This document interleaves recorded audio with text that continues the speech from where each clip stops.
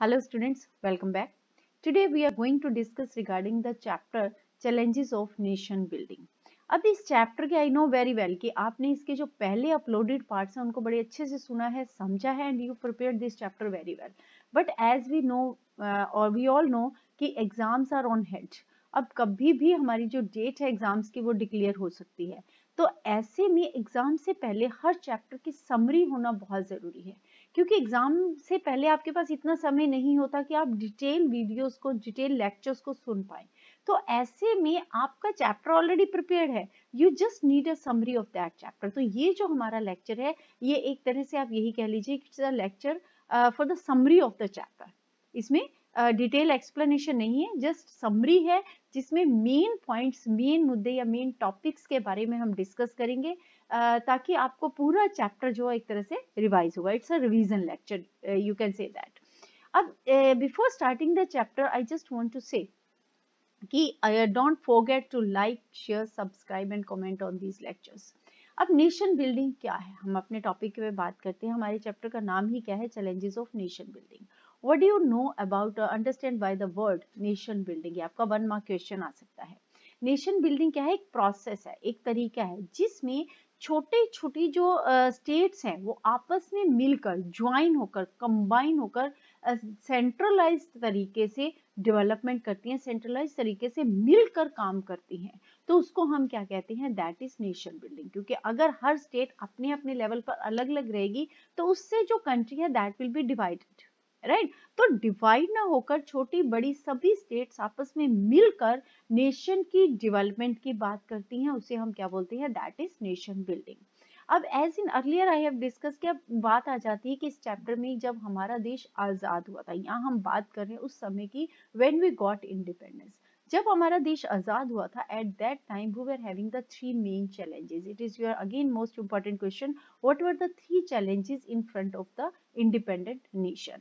तो इसमें हमारे 3 चैलेंज थे. कौन से 3 चैलेंज थे, आपको याद कैसे रखना है, as in earlier videos, earlier lectures I have told you, just remember the name Deendayal Upadhyay, जो कि आपके अब एडेड टॉपिक भी है. दीनदयाल उपाध्याय का नाम याद रखेंगे. दीनदयाल उपाध्याय में now D for democracy, again D for development and you for unity, right. तो ये क्या हो जाएगा आपका, दीनदयाल उपाध्याय. डी डेमोक्रेसी, यानी सबसे बड़ा पहला चैलेंज क्या था, to establish democracy. Second was the development, to ensure development and well being of the entire society. पूरे नेशन की डेवलपमेंट के बारे में सोचना, उसको कैसे डेवलप किया जाए, ये हमारा सेकंड चैलेंज था. थर्ड चैलेंज क्या था, यूनिटी. क्योंकि इंडिया में अलग अलग तरह के, अलग कास्ट, कलर, क्रीड, अलग तरह के लोग रहते थे, तो उन सब लोगों को कैसे यूनाइट किया जाए, ये हमारा तीसरा चैलेंज था, right. So there were the 3 main challenges, that was to establish democracy, to develop the country, and third one is to unite the country, right. इसके बाद नेक्स्ट आ जाता है कि व्हेन वी गॉट इंडिपेंडेंस, उस समय में कौन सी प्रॉब्लम्स जो थी वो पार्टीशन के दौरान फेस की गई थी. It's again your 6 marks, very important question. Problems faced in the process of partition कौन सी थी, सबसे बड़ी प्रॉब्लम क्या थी कि no single belt of Muslim majority was there. कि कोई भी सिंगल बेल्ट, कोई भी एक ऐसा एरिया नहीं था जिसको हम कहें कि वहां पर सभी मुस्लिम है और उस पूरे मुस्लिम एरिया को हम पाकिस्तान या अलग से अलग मुस्लिम कंट्री डिक्लेयर कर दे. एज वी ऑल नो कि हमारा पार्टीशन किस बेस पर हुआ था, इसकी डिमांड मुस्लिम लीग ने की थी. मुस्लिम लीग की जो 2 नेशन थ्योरी थी, उसके आधार पर 2 नेशन थ्योरी ही क्या थी कि इंडिया को 2 नेशंस में डिवाइड करना, जिसमें एक एरिया किसके लिए होगा, मुसलमानों का, और दूसरा किसका होगा, हिंदू का, राइट. तो ऐसे में अब इंडिया को डिवाइड, यानी मुस्लिम और हिंदू दो अलग अलग उसमें डिवाइड करने के लिए कोई भी ऐसा एरिया नहीं था जहां मुसलमान अकेले मेजोरिटी में हो, जैसे. और दूसरा क्या था, सेकंड इसमें मेन जो प्रॉब्लम आ रही थी वो ये आ रही थी कि बहुत सारी मुस्लिम मेजोरिटी ऐसी थी जो पाकिस्तान को ज्वाइन करने में इंटरेस्टेड नहीं थी, वो यहाँ हिंदुस्तान में, इंडिया में ही रहना चाहते थे. फिर 2 मुस्लिम मेजोरिटी प्रोविंसेस थी, कौन सी, पंजाब और बंगाल. अब यहाँ पर दोनों ही एरिया में कोई भी एक ऐसा एरिया नहीं था जो कि नॉन मुस्लिम जहाँ मेजोरिटी में हो. had very large area where non-Muslims were in majority. बहुत सारा एरिया ऐसा था जहाँ पंजाब है, इसमें हिंदू भी थे, लेकिन इसका कुछ एरिया था जहाँ मुसलमान भी थे मेजोरिटी में, ऐसे ही बंगाल था। तो इनकी भी डिवीजन में प्रॉब्लम थी, ये भी एक बहुत बड़ी प्रॉब्लम थी। Then there was a problem of minorities on the both side. India में थे तो मुसलमान मिनोरिटी में, उनके लिए पाकिस्तान जाना वो प्रॉब्लम थी, और पाकिस्तान से हिंदू जो थे उनका इंडिया में आना ये भी एक प्रॉब्लम थी, because on the both side they were suffering, right. In detail we have already discuss कि वो कैसे सफर कर रहे थे और कौन सी प्रॉब्लम्स उनको फेस करनी पड़ रही थी। ये सारा आप पिछली वीडियोस देखेंगे डिफरेंट पार्ट्स, तो you will get the answer in detail, right. अब ये तो हो गई प्रॉब्लम्स। अब नेक्स्ट हमारा जो इसमें इंपॉर्टेंट क्वेश्चन आता है that is regarding the integration of princely states. अब हुआ क्या था, ये सबसे पहले हमें मालूम होना चाहिए कि ये प्रिंसली स्टेट्स हैं क्या, मीनिंग क्या है इनका। प्रिंसली स्टेट्स कौन सी स्टेट्स होती हैं, which were under the direct control of British government, जहां पर रूलर्स तो थे लेकिन उनको जो रूल करना था वो किसके अकॉर्डिंग करना था, ब्रिटिशर्स के अकॉर्डिंग। जो एडमिनिस्ट्रेशन पॉलिसीज थी वो किसकी चलती थी, ब्रिटिशर्स की, राइट। तो दो states were known as the princely states. अब ऐसे में जब इंडिया आजाद हुआ था तो ब्रिटिशर्स ने क्या किया, यहाँ भी उन्होंने अपनी एक पॉलिसी खेली थी कि इंडिया को और डिवाइड किया जाए। उन्होंने क्या किया, हिंदू और मुसलमानों के लिए तो अलग अलग नेशन बना दिए कि Muslims will move to the Pakistan and Hindus will stay in India.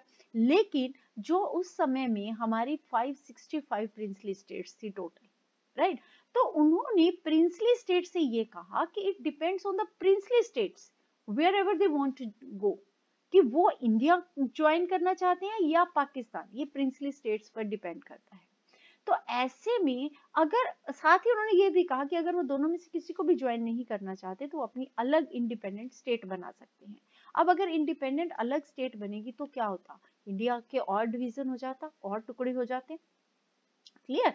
तो ऐसे में सरदार वल्लभ भाई पटेल, ये हमारे सामने एक बहुत बड़ा चैलेंज था कि इन प्रिंसली स्टेट्स को इंडिया में कैसे मिलाया जाए। तो ये काम किसने किया था, this was done by the Sardar Vallabh भाई पटेल, जिनको किस नाम से जाना जाता, iron man of India, right. तो इन प्रिंसली स्टेट्स को इंडिया में मिलाने का काम, इसमें जो अहम रोल है, मेन रोल है, वो किसका है, दैट इज सरदार वल्लभ भाई पटेल, जिनको किस नाम से जाना जाता है, आयरन मैन ऑफ इंडिया के नाम से। अब उस समय में जब भारत आजाद हुआ था, at that time he was India's deputy prime minister and home minister, right. then state, अब इसके लिए क्या किया गया, state reorganisation commission, right. Again it's your important question, write a note on the state reorganization commission. Yeah, what was state reorganization commission and what were its main recommendations, right. तो state reorganization commission कब बना था, it was in 1953।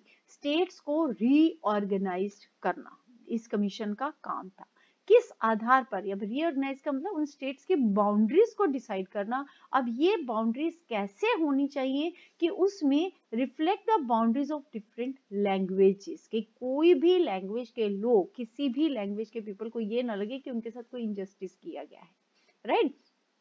Then on the basis of this report, अब ये जो Shah commission था, इन्होंने जो रिपोर्ट दी थी उस रिपोर्ट के according the state reorganisation act was passed. कब हुआ ये पास्ड, इन 1956। अब आपका स्टेट रीऑर्गेनाइजेशन कमीशन कब बना, इस पर 1 मार्क क्वेश्चन बन सकता है, as well as state reorganisation act कब पास हुआ, इस पर भी एक अलग से क्वेश्चन आ सकता है, राइट।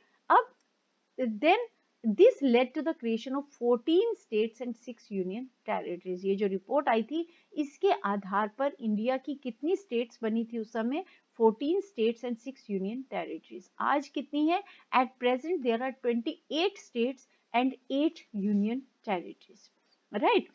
then नेक्स्ट, अब ये सारा जो हमने अभी पीछे अभी बात के integration of princely state and state reorganisation commission, ये सारा हमारा पिछला चैप्टर था, कंप्लीट चैप्टर है।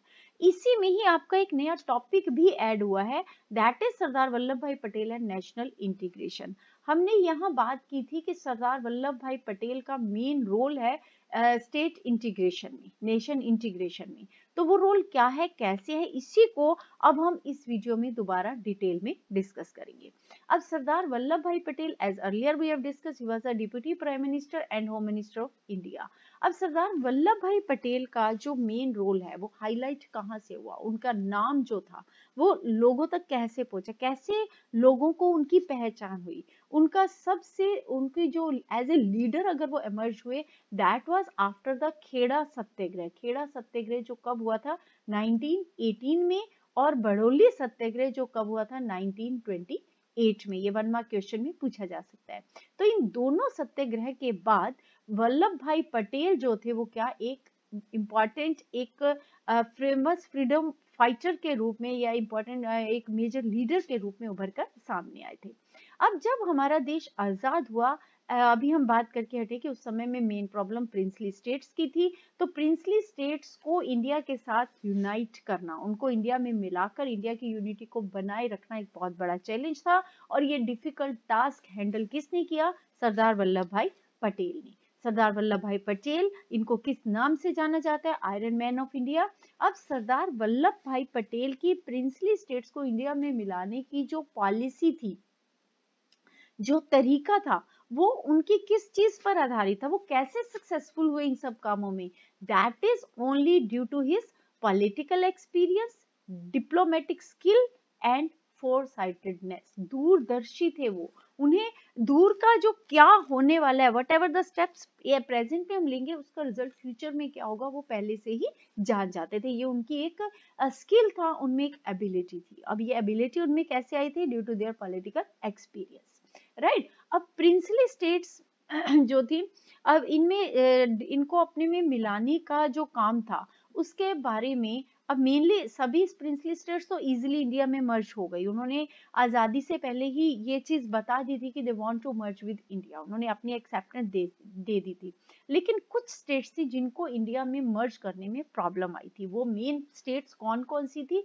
That was Hyderabad, Junagadh and Kashmir. ये मेन स्टेट्स थी, 3 स्टेट्स जिनको इंडिया में मर्ज होने में प्रॉब्लम थी, क्योंकि यहाँ इनके जो लीडर्स थे वो तो पाकिस्तान में जाना चाहते थे, लेकिन यहाँ की जो पॉपुलेशन थी, that population want to merge with India. तो इसी वजह से यहाँ थोड़े से क्लैशेस थे, कॉन्फ्लिक्ट थे, जिनको बड़ी बुद्धिमत्ता से, बहुत ही सोच समझ से, डिप्लोमेटिक तरीके से सरदार वल्लभ भाई पटेल ने टैकल किया और इनको भी कहाँ मिला लिया? इंडिया में, राइट। अब हैदराबाद और जूनागढ़ को तो इंडिया में मिला लिया, लेकिन जो ये जो डिवीजन था ये किसके, एज वी ऑल नो, ये किसकी वजह से हुआ था? Two nation theory of Jinnah, right. तो इसमें अब जब कश्मीर की बारी आई तो कश्मीर के बारे में नेशनल कांग्रेस या जो मेन हमारे प्रोमिनेंट लीडर्स थे और वल्लभ भाई पटेल, दोनों के उनके विचारों में थोड़ा अंतर था। वल्लभ भाई पटेल उसी समय जानते थे कि अगर कश्मीर का मसला वही सॉल्व नहीं हुआ, पूरा कश्मीर अगर इंडिया के साथ मर्ज नहीं हुआ, तो फ्यूचर में ये प्रॉब्लम क्रिएट कर सकता है। लेकिन बाकी जो लीडर्स थे वो इस बात को नहीं समझे, उनमें क्लैश हुआ। नतीजा क्या हुआ कि उस समय कश्मीर की प्रॉब्लम हमारी अधूरी सॉल्व हुई थी। दैट इज वाई आज भी हम कश्मीर की प्रॉब्लम से लड़ रहे हैं। कश्मीर जो है हिंदुस्तान और पाकिस्तान के बीच में कंफ्लिक्ट का एक बहुत बड़ा रीजन है, बहुत बड़ा कारण है, राइट। लेकिन पॉलिटिकल डिसीजंस जो प्रोमिनेंट लीडर्स के थे, दैट इज वाई, क्योंकि उन दोनों में क्लैश था, कन्फ्लिक्ट से जो प्रोमिनेंट लीडर्स थे और वल्लभ भाई पटेल में, इसी वजह से कश्मीर को फुली इंडिया में मर्ज नहीं किया जा सका। और ये कहा जाता है कि ये जो मिस्टेक थी, पूरा कश्मीर इंडिया में मर्ज न करना, ये सबसे ब्लंडर मिस्टेक था जिसको आज भी हिंदुस्तान जो है वो सफर कर रहा है। लेकिन जैसा भी हो, जिस तरीके से अगर हम कश्मीर के छोटे से एक इशू को अगर इसको हम छोड़ दें जिसको कि ब्लंडर मिस्टेक माना जाता है, तो ओवरऑल अगर देखा जाए तो जितनी भी प्रिंसली स्टेट्स थी उनको इंडिया में एमर्ज करवाने में वल्लभ भाई पटेल एक अमेजिंग लीडर के रूप में उभरे। उन्होंने एक अमेजिंग काम किया जिसको, जो कि एक तरह से एक बहुत बड़ा चैलेंज था, जो कि इम्पॉसिबल टास्क दिखाई दे रहा था, और उसको पॉसिबल किसने किया? सरदार वल्लभ भाई पटेल ने। इसीलिए उन्हें किस नाम से जाना जाता है? एनसीआर के नाम से जाना जाता है। NCR means he is national, he was nationalist, catalyst and realist. उन्हें इसी नाम से इंडियन पॉलिटिकल हिस्ट्री में याद किया जाता है। This is all about the chapter challenges of the nation building. Hopefully अब ये जो चैप्टर था, जो भी हमने अभी जो लेक्चर लिया है, जो मैंने आपको बताया, it is only the summary of the chapter. इसकी अगर आपको हर कंसेप्ट, हर क्वेश्चन की डिटेल एक्सप्लेनेशन देनी है, देखनी है कि लेक्चर पूरा सुनना है, उसको डिटेल में एक्सप्लेन करना है, तो गो टू माय वीडियोस जो ऑलरेडी अपलोडेड हो चुके हैं in different parts. You can listen those videos in detail, right? So thank you very much. Hopefully it's clear to everyone. There will be no problem. Before going to exam, you just listen this lecture. आपको पूरा chapter जो है वो आपका clear हो जाएगा। Thank you so much.